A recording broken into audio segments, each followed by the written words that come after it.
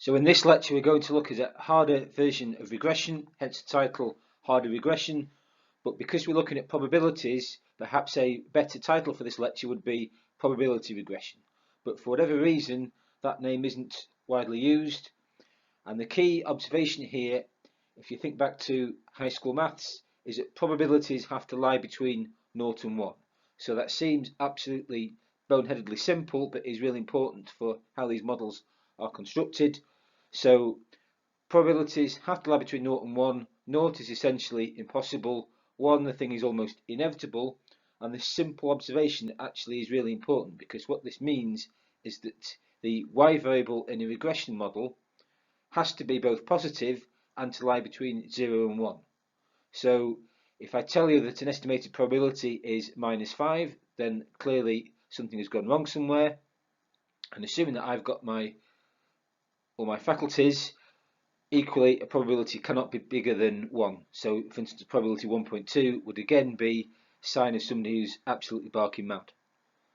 Okay, so this is a simple observation, but it does have really strong implications for the regression models that you can reasonably fit to data, and more importantly, how you can interpret them. And this is harder precisely because these things are probabilities. So in terms of motivation then, so just to reiterate, this comes from a practical problem with an industrial application within the electricity industry.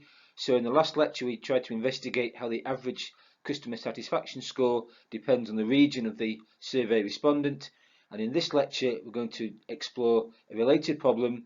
We want to investigate how the probability a survey respondent gives a high, medium or low score depends on the region of the survey respondent. Okay, so it's a slightly different way of looking at the same problem. Okay, but explicit in the formulation of the problem is that these things are probabilities, and we are hopefully, by looking at the same problem from two different angles, going to come to the same conclusion. So there is some subtlety here, okay, and I think this is quite a mature way of looking at this, is that what you're looking for here is two different approaches that reinforce each other and give the same conclusion.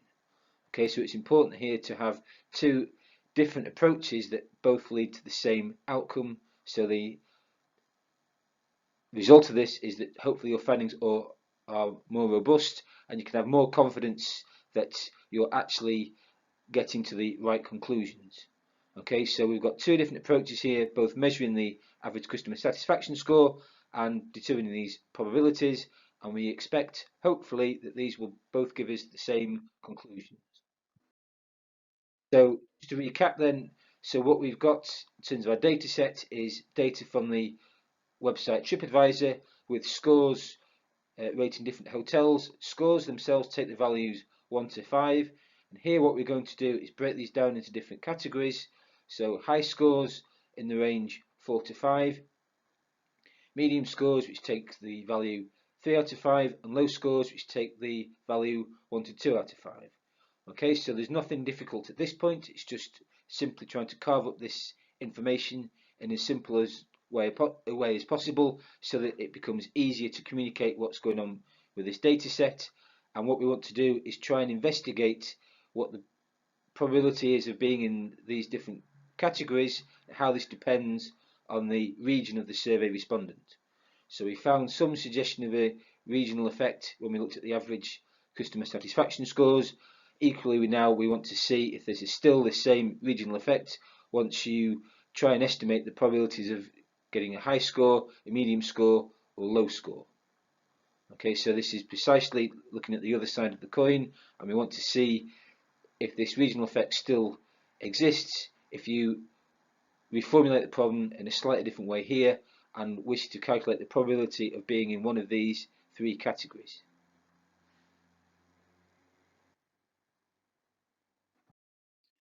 So we've got the same basic commands in R in terms of reading in the data that we saw last time. So it turns out that the easiest way to do this is to save the original data that's in the .txt file, and probably it's easiest to save this into a USB drive, so this makes the file path smaller. The smaller the file path, the less likely you are to make a mistake here. And then what we're doing immediately below that, so the ratings is the first column, of this data set. The product is the second column of this data set. The region is the third column of this data set, and then the region missing variable is the fourth column of this data set. And then what you want to do is use the subsetting commands in R using R's vectorized nature in order to process the data correctly. Okay, so the idea is that in the fourth column you've got a region missing variable which takes the value 1 if the regional information is missing, 0 otherwise.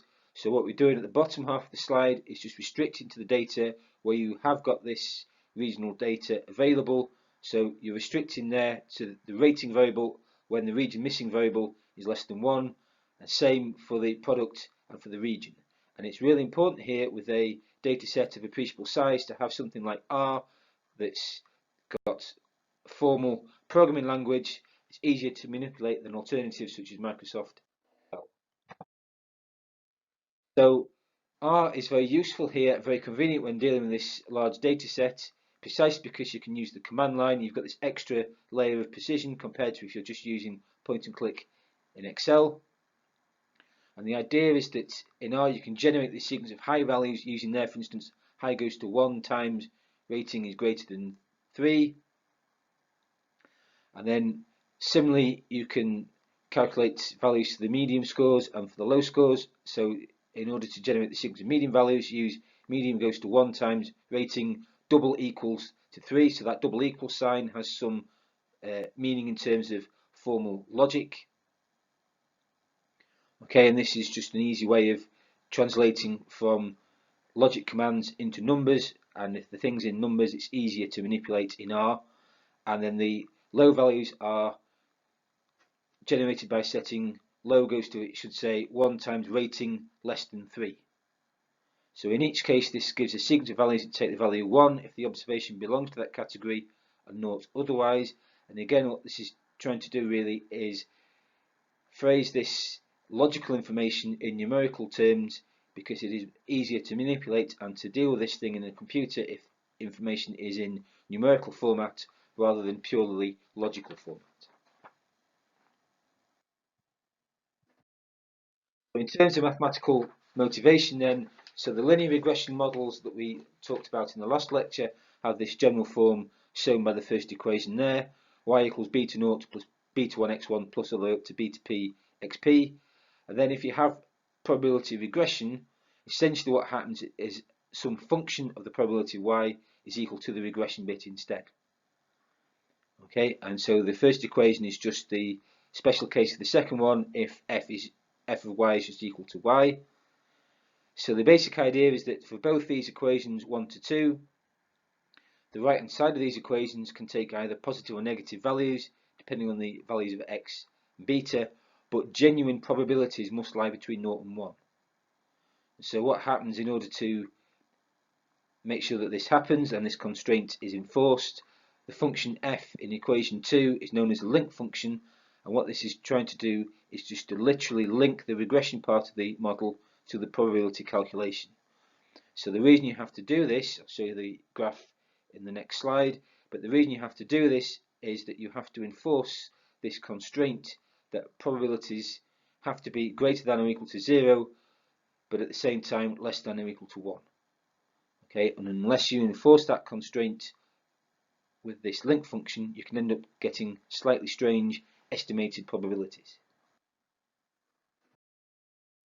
So what this is doing then with this link function is if you start with this sort of regression line here, all you're trying to do is squash this straight line down so that it lies between the two tram lines at 0 and 1. So if you squash this straight line down, all that happens is whatever the value of x, the y variable, the probability in this case, still lies between 0 and 1. Okay, so all that is happening is that you introduced the function f in the previous slide. This is just a device to sort of squash this regression line down so that any estimated probabilities must lie between 0 and 1. Okay, so there's some quite complex mathematical terms and notation used on occasion, like the term link function, for instance, but essentially all this is doing is getting the straight line here and trying to squash it down so that it must necessarily lie between these two lines here, first line at 0 and the second line at 1. And this is just to make sure that any estimated probabilities we have make sense exactly as they would in high school maths, so that any probability must be greater than or equal to 0, but at the same time less than or equal to 1. And you need this link function here to make sure that you can squash this regression line down between these two lines at 0 and 1, so that any probabilities satisfy this natural constraint. So the basic idea is then that in fixing regression, all we're going to do is keep the useful bits and keep much of the intuition and operational aspects of it. Okay, all we're going to do is perform this extra squashing so that the regression line lies between 0 and 1.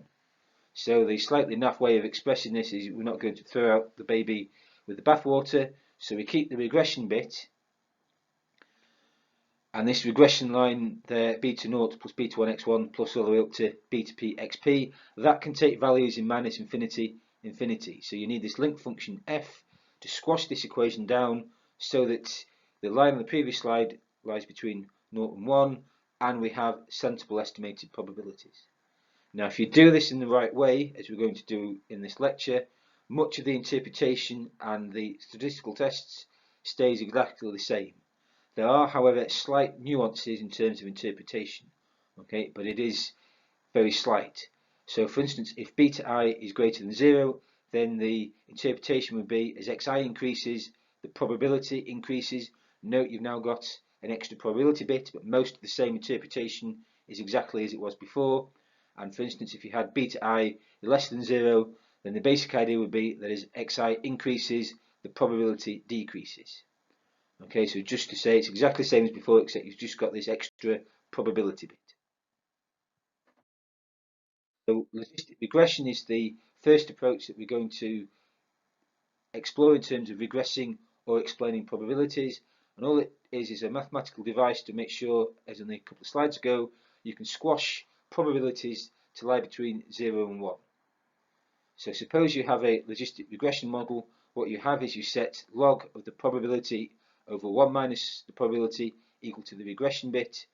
Take the exponential of both sides and then rearrange, and you should see at the very bottom of the slide that the probability can be calculated as the exponential of beta 0 plus beta 1 xi, so the exponential of the regression bit all over 1 plus the exponential of the regression bit. Okay, so you perhaps have to sort of squint a little bit to see this, but the point of this is that this probability at the very bottom of the slide must lie between 0 and 1. It must be positive, and the bottom line is bigger than the top line, so it must also be less than 1. And I ought to say here some housekeeping. So ln is the button that you would need on your calculator. Now I may on occasion say log rather than ln, but at all points in this module I mean log. Okay, so when I say log I mean ln, even if I'm not necessarily explicit all the time. So a second way of doing this probability regression, or just explaining these probabilities, is using this probit model. It's just a slightly different solution to the same basic problem of how do you squash this regression line so that any probabilities that you estimate lie between 0 and 1. So the basic idea is if you have a probit regression model, then what is called z to the minus 1 of the probability is equal to the regression bit, where z to the minus 1 denotes the inverse CDF of a normal distribution. So there are some statistics tables on Canvas.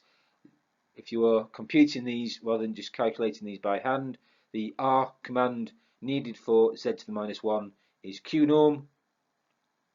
And then the idea would be that you could use this equation to calculate the probability, and the probability would be z of the regression bit, where z is the normal probability transformation that you can obtain from tables.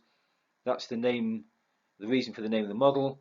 Probit comes from applying a probability transform, here the normal probability transform, and if you're computing this in R rather than by hand using tables, the command you would need to do this for the z function would be pnorm.